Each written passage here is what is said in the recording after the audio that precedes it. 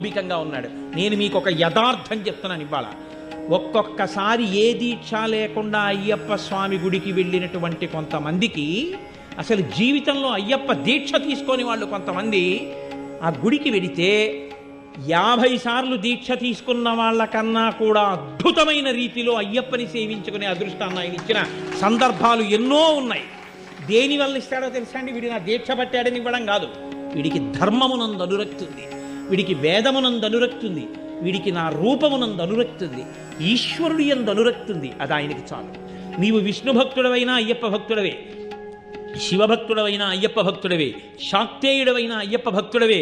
నువ్వు ఏ రూపాన్ని భక్తితో కొలిచి వేదాన్ని నమ్మి జీవించినా నువ్వు అయ్యప్పని చేరుకోగలవు. అది ఆయన గొప్పతనం.